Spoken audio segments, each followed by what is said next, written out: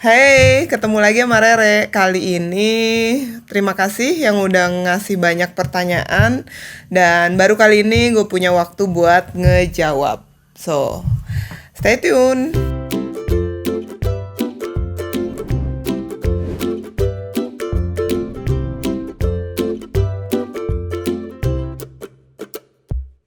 Hi there, welcome to my channel. Meet ordinary people with extraordinary stories. If you like this video, hit the like button.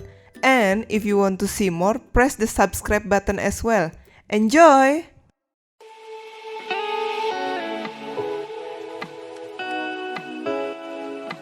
Aku bergerak di bidang IT saat ini.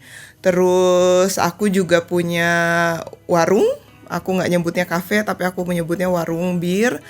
Terus IT-nya sendiri kita punya 4 model bisnis. Yang pertama adalah ngerjain project. Kita punya produk juga, templating video YouTuber. Terus kita juga outsourcing tenaga ahli IT buat orang-orang klien-klien kita di luar negeri, terutama Singapura. Sama satu lagi konsultan. Nah, kalau warung bir gua kayak kafe itu, aku baru bergerak di bidang itu 6 bulan terakhir. Nah, yang sekarang baru banget gue tekunin, baru mulai banget itu adalah aku mau mulai tambak udang.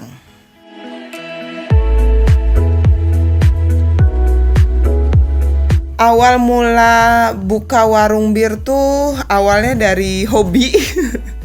Jadi gue sendiri waktu masa pandemi ditinggal sama keluarga. As you guys know, keluarga gue ngungsi di luar negeri, gue sendiri pulang kerja, mostly kafe banyak yang tutup, mereka pada ngumpulnya di rumah gue.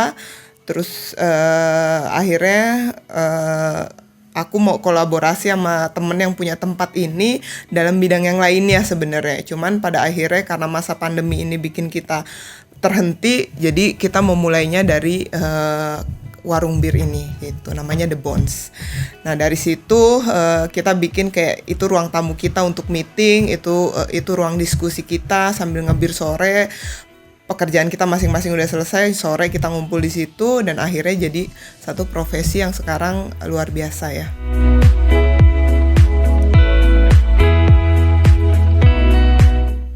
Masalah terberat dalam mendirikan warung. Sebenarnya setiap usaha pasti punya masalahnya ya, setiap punya kendalanya. Cuman kalau dibilang yang terberat sih saya rasa enggak ya, semua punya tantangannya tersendiri.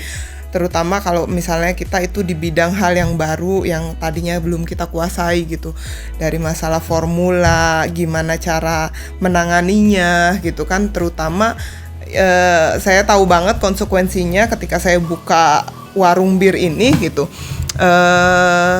Saya melayani orang-orang yang minum gitu, notabene orang-orang yang pengen happy, notabene orang-orang yang sedikit mau keluar dari masalahnya dengan cara minum gitu, dan kadang-kadang mereka tidak sadarkan diri di saat minum. Nah, itu kendala seperti itu yang saya coba pahami gitu untuk melayani mereka dengan baik gitu.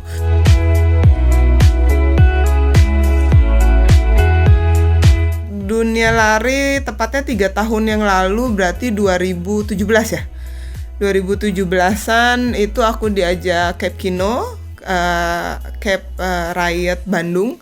Dia teman aku dan dia bilang lari yuk gitu. Awalnya gue bilang kenapa lari ya? Padahal waktu itu aku udah olahraga yoga dan sempat nyoba Muay Thai. Cuman pas aku coba karena beliau juga cobain deh gitu, ternyata asik juga gitu.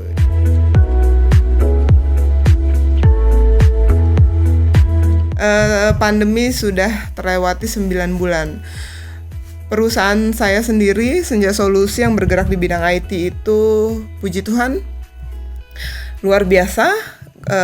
Gua nggak bisa bilang terlalu banyak ya, karena teman-teman saya juga banyak yang terdampak. Jadi so far dibandingin sama teman-teman saya yang terdampak atau di saat dunia ekonominya lagi terpuruk, Senja make a progress gitu. Kita bahkan meng-hire banyak karyawan baru.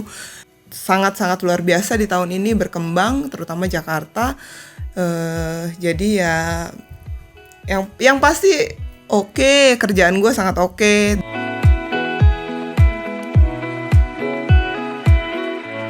Karena biasanya kalau di pertemanan kita bisa ngomong apapun tanpa perasaan apapun, giliran sudah di pekerjaan gitu yang notabene, wah ternyata gue harus diatur ya sama dia, wah ternyata dia begini ya cara ngaturnya.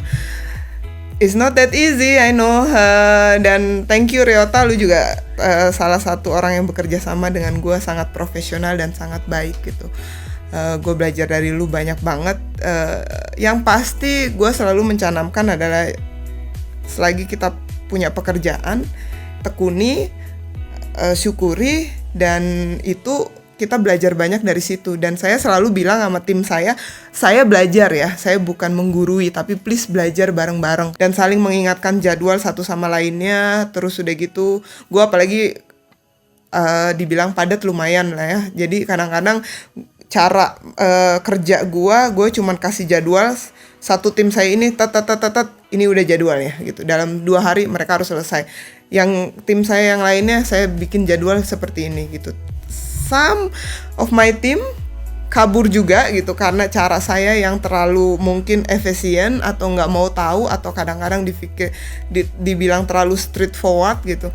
Tapi some is like bikin mereka justru ngerasa terpacu ya. Oh, gue dikasih tugas ini nih, apa yang harus gue lakuin, apa yang harus gue ulik gitu. Di tengah-tengah kesulitan pasti banyak, dan gue juga salah, gue juga lupa, dan mereka juga sama, apalagi proses belajar. Tapi ya again, diskusi, saling percaya dan saling terus ngingetin, ya itu kali ya.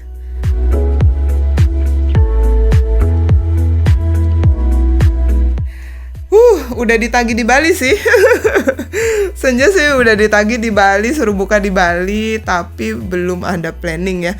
Karena yang di Jogja aja kita lumayan agak ketar-ketir, kekurangan tim yang di sana.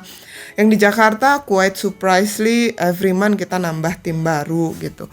Terus tapi yang di Jogja kita benar-benar lagi pengen stabiling dulu yang di Jogja, karena timnya berkurang, bukan karena proyeknya berkurang gitu, tapi benar-benar sangat sulit persaingan untuk nyari developer di sana. Jadi kayaknya untuk sampai tahun depan kita belum ada rencana buka dimanapun. Mungkin kalaupun ada rencana, next thing-nya adalah Surabaya ya, yang possible, walaupun di Bali udah ditagih.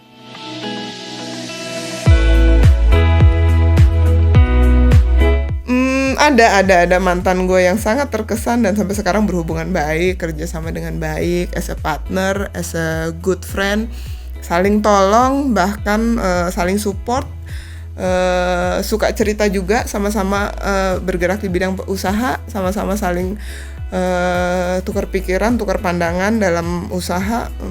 Ya mungkin itu kali yang berkesan, dan gue gak mau sebutin namanya.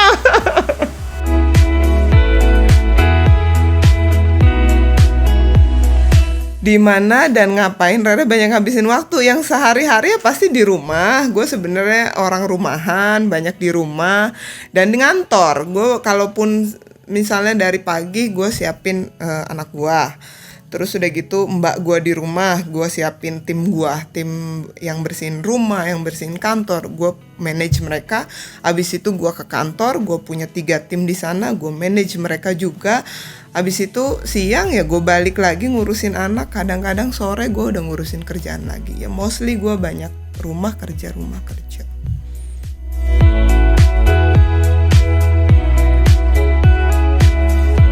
Itu tercetus idenya sebenarnya setahun setengah yang lalu. Gue kolaborasi dengan Wonder Labs. Akhirnya gue banyak merekrut anak-anak muda, terutama tetap bidangnya di IT juga. Jadi nggak cuman yang sudah senior, tapi yang masih junior, yang masih SMK, yang benar-benar minat di bidang IT, kita gembleng, kita kasih pelajaran sama mereka sampai akhirnya mereka ada di titik oke, mereka sudah bisa mengerjakan small project. After they having small project, and then gue udah mulai kirim mereka ke klien gue yang di luar, dan itu udah pasti ya menurut gue itu adalah jembatan yang ini ya, yang luar biasa gitu. Dan mereka rata-rata yang gue impress sama mereka, anak muda juga, mereka cepet banget. Gue pikir mereka butuh 3 bulan, ternyata ada yang lulusan SMK aja setelah 1 bulan mereka benar-benar udah menguasai bahasa Inggris, sudah menguasai beberapa programmer gitu, dan langsung kita promo ke luar bahwa ini loh dia bisa ini, bisa ini, bisa ini, dan langsung kita kolaborasi sama klien saya yang di Singapura terutama gitu.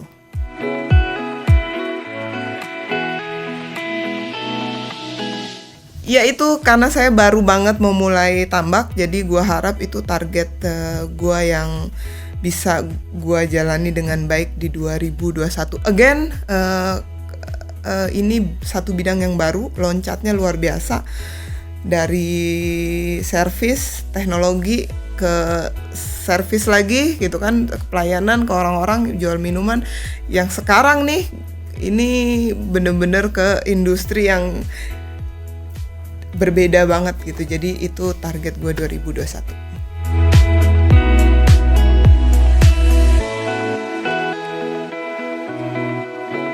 Gue tiap malam kan gue agak sedikit punya kebiasaan nggak begadang sih. Gue paling malam aja gue tidur jam 1. Jadi itu pun karena masih harus kontrol kafe gue seminggu 4 kali, 3 kali gue harus ada di sana.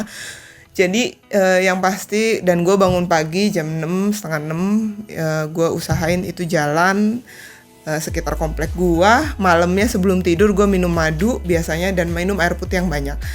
Olahraga, gue bukan orang yang ngulik banget sama olahraga. Badan gue juga gembior ya kan. Cuman memang makan gue agak teratur. Makan gue sehari bisa 2 kali. Kalaupun 2 kali bisa 3 kali pun gue porsinya gue bener-bener di jadwal jamnya. Makan sama madu, sama air putih, sama ya itu jaga kebersihan tubuh aja kali ya, mandi.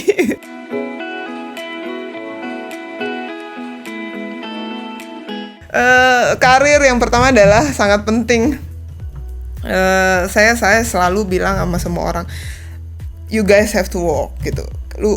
Gue sama mbak gue, sama siapapun yang ada di tim gue, atau sama adik gue, sama saudara gue, sama ponakan gue, sama siapapun, sama temen gue, lu harus kerja. Apapun pekerjaan lu harus kerja. Ketika lu kerja, itu lu harus dihargain orang. Lu mau kerjanya bersih-bersih kek, mau jadi pelayan kek, mau jadi tukang sapu kek, mau punya kandang ayam kek, melihara ayam atau apapun, lu harus kerja. Itu yang pertama poinnya. Menurut gue karir is important, karena itu juga pembelajaran dari mamah gue bahwa seorang wanita juga harus bekerja gitu. Seks important juga kali ya. Gus kurang ajar. So if you have a good sex, then you have good mood. Itu kali jawabannya ya.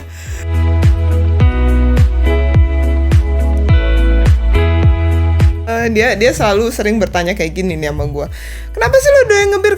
Kenapa sih lu doyan ngebir? Iya, ngebir tuh enak ya, sama seperti diciptakan sama seperti minuman yang lainnya gitu, kayak keratindeng, kayak efeknya kan berbagai macam. Nah, bir juga mungkin efek yang jelas ya, alkohol itu membuat lu agak sedikit relax, kecuali lu kebanyakan. Kalau kebanyakan udah pasti nggak enak gitu, besoknya juga lu nggak enak aja badan. Tapi kalau sesekali setelah lu kerja minum ngelepas penat, ya menurut saya sih perlu. Yang saya suka ya impactnya ya relax aja, bikin lu sedikit cooling down gitu. Enak ngobrol, enak juga buat duduk, buat nongkrong sambil dengerin musik, terus mikir. Gue sih kadang-kadang suka mikir kalau lagi ngebir gitu.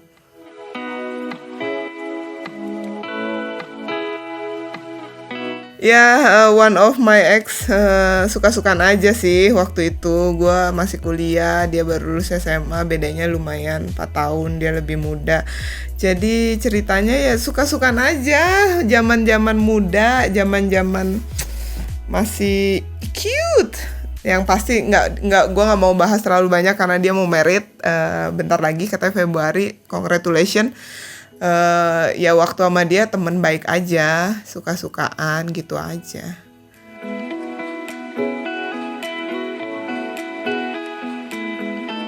So guys, seks ya, seks tuh yang pasti gua nggak bisa bandingin luar sama lokal.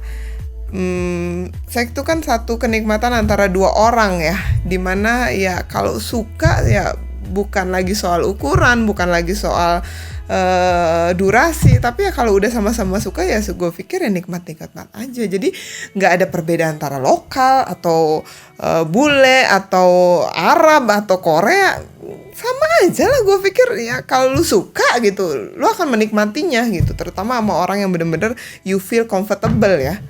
Itu aja sih pesan gue. Udah.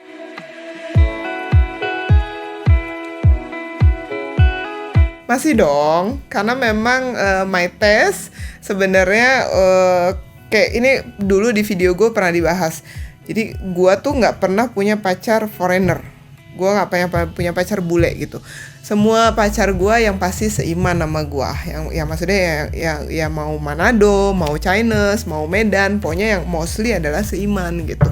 Jadi gue nggak pernah bener-bener pacaran sama bule. Jadi pacar gue, laki gue yang ini tuh pacarannya singkat dan langsung married gitu. Jadi kalau misalnya mau dibandingin ya selera gue lokal kok, tenang aja.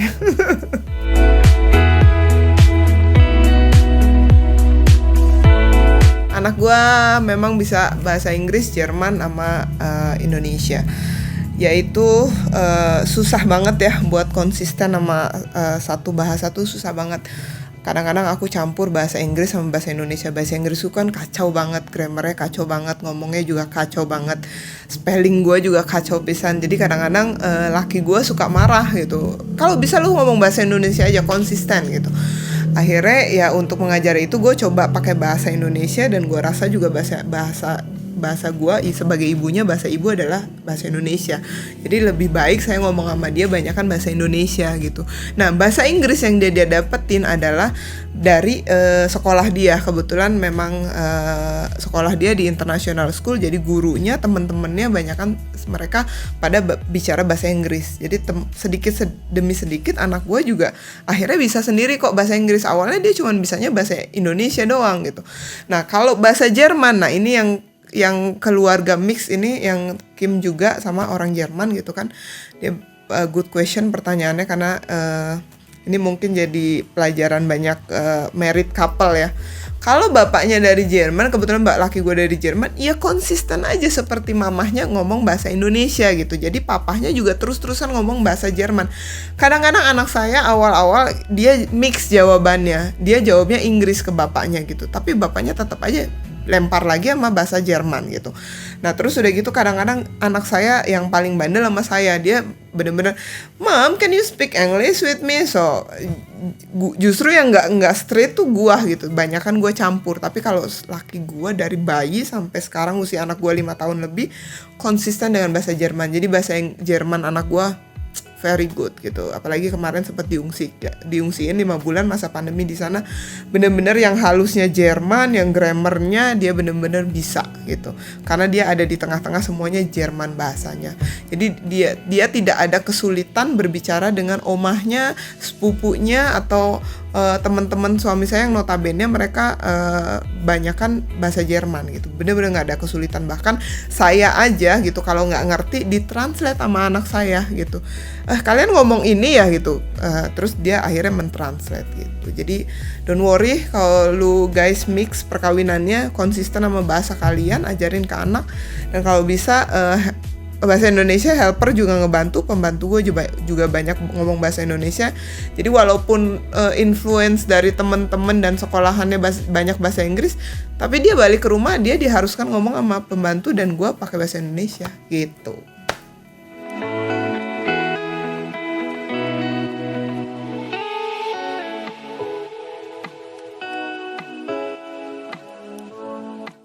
Kenapa gue buka Q&A ini? Karena banyak banget orang yang nanya gitu, kayak ngatur waktu, karir, apa segala macem. It's not that easy to being boss. Responsibility banyak, tanggung jawabnya banyak. Di titik terendahnya kayak misalnya pandemi, krisis, nggak ada klien, masalah dengan employee, tuntutan klien, kesalahan yang kita buat gitu, dituntut kanan kiri, itu ada di sini, ada di titel seorang bos gitu, ada di pundaknya. Dan itu saya berkali-kali down gitu. Caranya adalah ya balik lagi, kita punya temen yang luar biasa. Salah satunya temen gue yang ya maksudnya ada beberapa temen yang bisa gue ajak tukar pikiran. nggak cuman masalah ngomongin lari atau minum, nggak apa, bener-bener temen ini dia juga punya bisnis dan gue ngomongin kok gue di posisi begini ya gitu. Nah karena temen gue bisnis, akhirnya dia tuker pikiran juga, oh gue juga ngalamin di posisi ini, atau oh gue nggak ngalamin sih tapi gue pernah mendengar notabene begini. Jadi circle kita itu as a business ya, kadang-kadang kita harus punya temen yang trust, yang sama-sama di profesi sama juga. Jadi ketika lu lagi down dan lu cerita, ya ada tanggapan yang membuat lu sedikit okay, I'm not the only one who having problem gitu kan, I'm not the only one who have this kind of situation gitu. Nah terus kalau lagi masalah down sama keluarga gitu ya, mostly gue sih nyaranin kalian lebih banyak silent ya. Kalau lu punya masalah dengan keluarga, anak, suami atau apa, pastilah semua wanita lebih banyak diam, jangan banyak curhat kemanapun. Kadang-kadang kita harus flashback balik lagi, kenapa kita bisa berdua sama dia gitu, kenapa bisa kita kemarin komitmen punya anak dengan dia gitu. Nah itu yang membuat saya lebih banyak diam soal masalah keluarga gitu. Masalah pasti ada gitu. Nah tadi bisnis, keluarga, dan sekarang pertemanan. Pertemanan juga bikin saya sempet beberapa kali down ya, kayak misalnya mungkin ada iri, gesekan, perbedaan pendapat, atau karakter saya yang mungkin agak sedikit dominan, atau mungkin menurut mereka karakter saya tidak match gitu. Itu juga pernah membuat saya down gitu. Cuman akhirnya saya berpikir kembali bahwa namanya juga teman gitu, datang dan pergi, namanya juga teman, kita banyak belajar dari mereka, dan perbedaan yang mereka tidak setujui dengan saya atau saya yang tidak setuju dengan dia, namanya juga pertemanan gitu. Jadi saya harus banyak mendengar, melihat, dan belajar dari karakter yang itu. Jadi building karakter yang saya ada saat ini adalah dari banyaknya teman, dari banyaknya kontroversi, dari banyaknya karakter yang saya temuin, dari banyaknya orang-orang yang saya dengar gitu. Jadi as a entrepreneur kadang-kadang lu harus mengkombinasikan semuanya gitu. Kadang-kadang lu nggak cuma bisa ngedengar dari satu orang, tapi lu dengar dari 10 orang. Ngambil keputusan juga lu nggak bisa dari ego lu atau emosional lu juga harus lihat the impact-nya dari berbagai macam kanan kiri. Kalau menurut gua enggak dong, gue bosnya dan gak harus street kayak gini, kadang-kadang gue juga harus memikirkan efeknya kayak employee gue gimana, penjualan gue gimana, nantinya ke distributor apa segala macam nanti gimana, ke partner gue gimana gitu, ke klien gue gimana. Jadi kadang-kadang ego tuh harus bener-bener gak ada ego dalam sebuah bisnis gitu. Dalam sebuah pertemanan juga ya whatever is it gitu, ya itu teman kita, dan kadang-kadang kita cuma terima okay, fine, it's fine, different, but gue cukup tahu karakter lu, dan gue akan tahu kalau gue menemuin lagi karakter seperti ini, gue caranya begini. Ya balik lagi adalah hidup pelajaran. Jadi ketika lu lagi down, be silent, mikir, lihat kanan kiri, terus ya lakuin yang terbaik buat hidup lu aja gitu. Dan ngebir bareng dan ngebir bareng. Gue butuh juga kadang-kadang ngebir bareng sama teman-teman, cekakakan.